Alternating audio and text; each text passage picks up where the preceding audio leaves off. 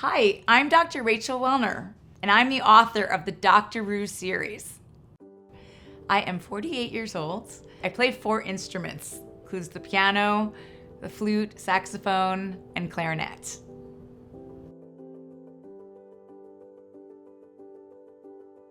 Technically, I'm a breast cancer surgeon, operated for dozens of years. Lately, I've taken some time from the operating room to found a startup in biotech. I've innovated a way to diagnose a biopsy in a couple of minutes. So instead of that days to weeks wait for pathology results, patients receive their results almost immediately right after the biopsy. This takes out a lot of anxiety from the wait associated with a biopsy to find out if someone has cancer or not.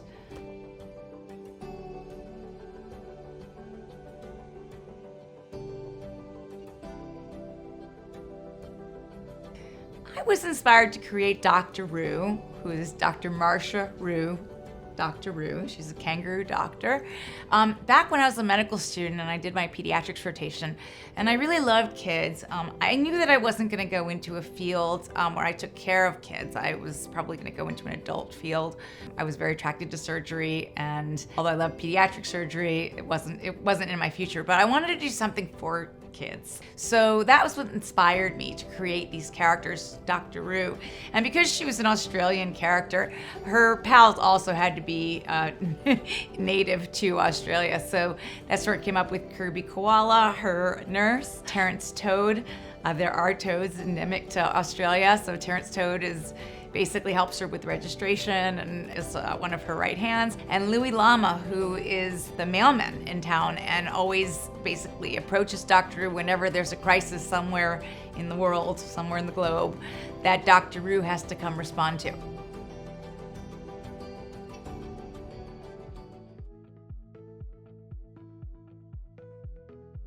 Actually, I've cheated a little bit, and I really utilize the technique of a medical differential diagnosis when I come up with a plot line. So in medicine, when we're trying to come up with what's wrong with somebody, we create what's called a differential diagnosis. So we look into all the various causes of what's causing a certain symptom. So that basically we look at whether it's traumatic, whether something is cancerous, infectious, et cetera, et cetera. So I used that technique in my book. So I created a scenario where there was a basic health problem that's affecting a group of animals, usually young animals, children animals, in an area. And Doctoroo and her team then goes through the differential of causes that could be causing whatever's going on. And that creates a mystery for kids to then read and discover. And they go on a journey along with Doctoroo and her friends and try to figure out what's actually going on. I find this tool very effective for children because it engages their minds and their sense of excitement for trying to figure out what is going on. So they have to consider all the clues that I drop when trying to, again, ascertain what's going wrong with these animals and how to fix the problem.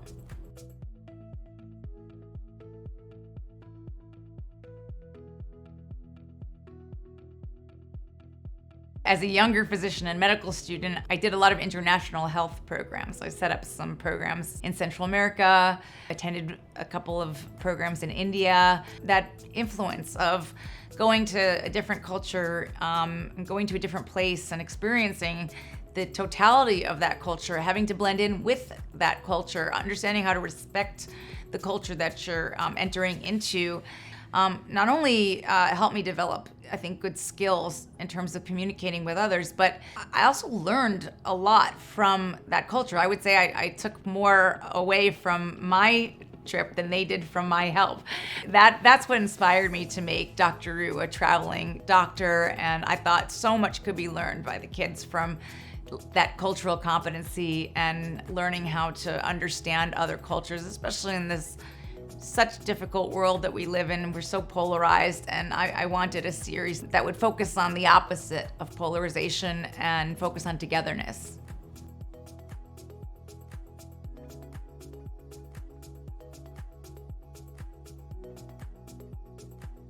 Well, here's the book, Doctor and the Hacking Hippo, and this is the only book that actually occurs in her hometown or near her hometown in Sydney, Australia. When I thought opera star, I knew that it needed to be a character that had a booming voice.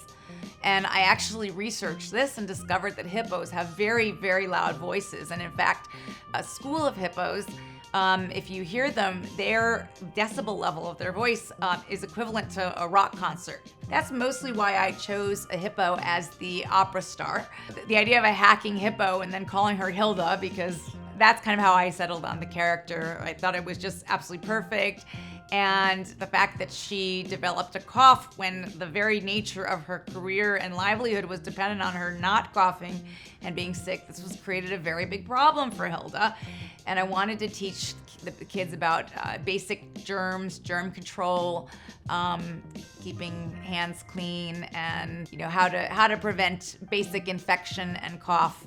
I thought that was a very good lesson for the kids, and this was a great mechanism to teach them about that. And so far, the kids have loved Hilda and all the supporting characters.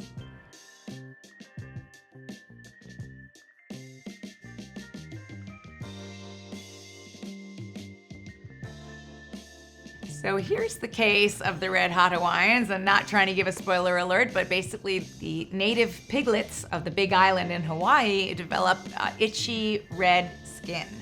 And Doctoroo and her team have to go figure out what's wrong with these piglets. And again, like I said earlier, she goes through a series of possible other causes and lands eventually on basically sun toxicity or sunburn. Personally speaking, I grew up in a time where sun worshiping was a very common practice, and I used to sit out in the sun for a very long time and not really understanding as a young person the consequences of going out in the sun without sun protection, not understanding the risks with skin cancer and sunburn and wrinkling. And I really wanted to do something where I would teach the kids from a very early age how they can protect themselves from the dangers of the sun while still enjoying the sun at the same time.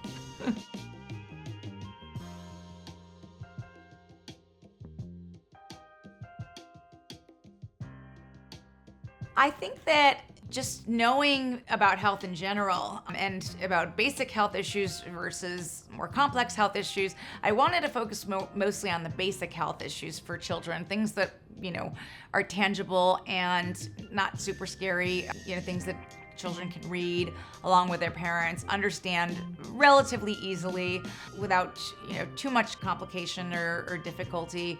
The knowledge that I have has been entrained in me. It's after going to medical school and followed by 5 years of surgical training. I know a lot about disease states and treatments and how to diagnose. And that's my expertise. So developing these books, I don't want to say is easy, but it is a skill that at this point comes naturally to me due to the intensive training process that's occurred.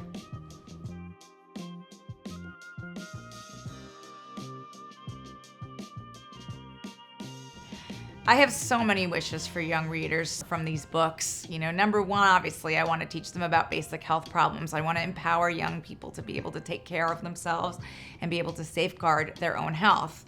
That's the first lesson. But aside from that, like we talked about earlier, cultural competency, the fact that they're traveling and meeting new people, different species of animals, I want that to translate into humanity and accepting one another and being curious about one another and people getting along and understanding different cultures, accepting them, being tolerant of them, and learning from them, and sometimes even adopting each other's cultures. So that's number two. Number three, I wanted to inspire children to realize that they can grow up to be anything they want to be. They could be Doctoroo. They can be a female doctor or a male doctor. They can be a scientist. They can be a nurse. They can be an artist. They can be really anything that they want to be. So I wanted there to be that idea of possibility formulating in the children's heads, all the while forming those synaptic connections as they go through the mystery and solving the mystery. That actually increases cerebral competency of the children as they're reading the books. So those are my hopes for.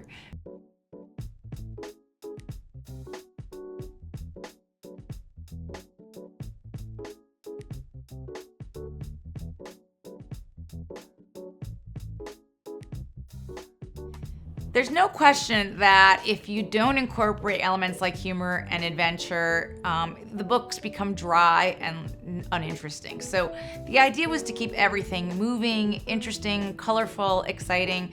So incorporating humor, adventure, the beautiful illustrations done by my illustrator Irina Dringova from the Ukraine, really helps the learning process. So first of all, it makes it more fun to write if I can use sort of my humor and put it into those books. But it also, I know that it makes it more fun to read. So for instance, there's one scene where Spencer's spider is busy and he says, I have to go back to my web design. So little lines like that, when a spider says, I have to go back to my web design, is supposed to make the children laugh and makes everything more memorable. So again, everything that these books are about incorporate learning. And anything that enhances learning, to me, was a contributor. So adding humor and adventure are things that will enhance learning, help things really stick into the kids' brain. So it doesn't just become a dry lesson about some health issue. That, I think, just the idea of it, if you mention it to kids, maybe turns them off. They're not that interested. But if it's a health adventure, if it's a mystery, if it's something fun and funny and creative and exciting, maybe a little bit dangerous at times or whatever it is, that's exciting to children and that will get them hooked on learning.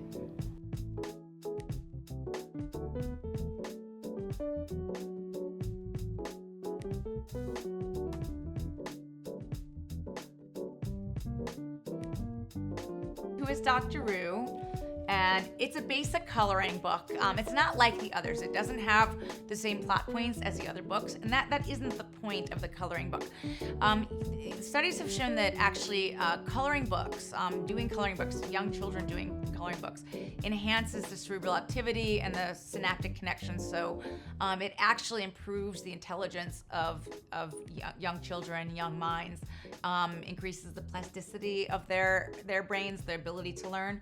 So that was the purpose of creating a coloring book. No doubt I'll create another one as I go on to the next couple of books. On the next 4, I'll likely come out with a second coloring book, because the idea is to keep the child interested, never bored, and when a kid is active, when they're actually coloring or looking to color within the lines, it helps with spatial learning, it helps with artistic learning, and it's also just a fun activity for children. So, and again, it gets a kid hooked on Doctoroo and the whole series, which, like I said, the purpose of this whole series is to really teach children about health. So the more Doctoroo I think that a child is exposed to, the better.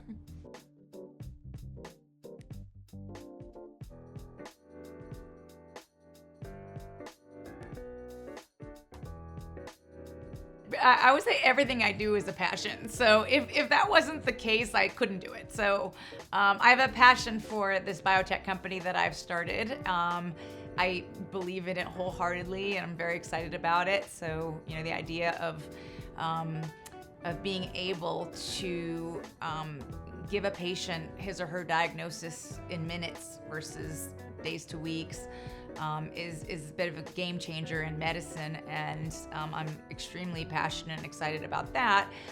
Just as I'm passionate and excited about writing. So to me, it's not work, and I feel the same way about surgery when I'm operating. So I just love it. It's a place of peace for me and excitement. So, like I said, I'm pretty driven by my passion. So nothing feels like too much work for me. Yeah, sometimes I have some late nights, yes.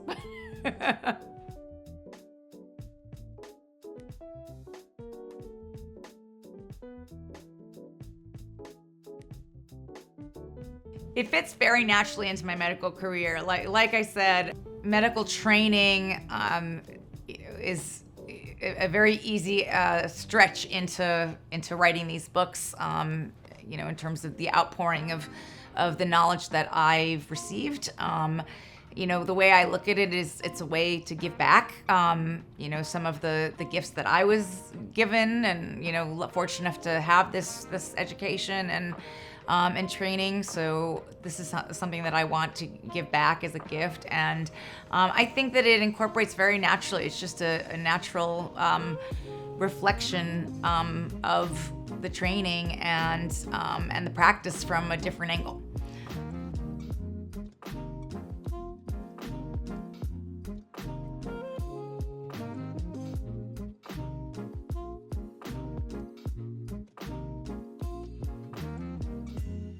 Well, that's a great question. Well, I feel blessed already. So far, we've got about 100 5-star reviews on the book. So it's been incredible. I think the feedback from readers and reviewers, kids and parents, whenever we've brought it to a kids magazine or a parents podcast or show, they're fascinated and really interested. So far the early results are in that Doctoroo is a winner, and that's my biggest hope. I really hope she becomes very popular, because to me that will only help children.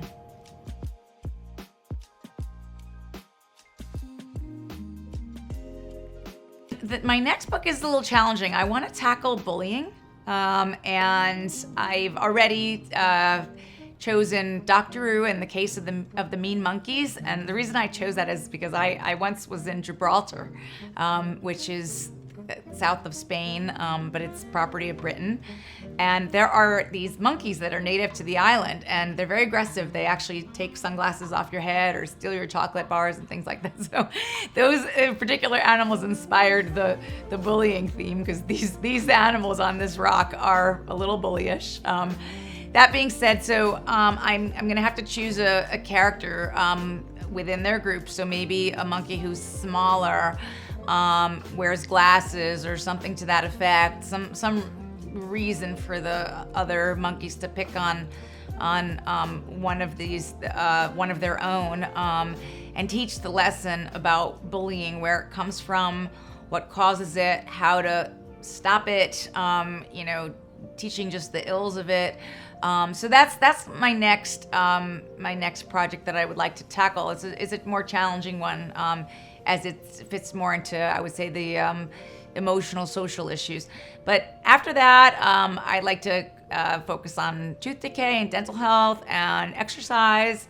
So I have some titles already. I have Doctoroo and the case of the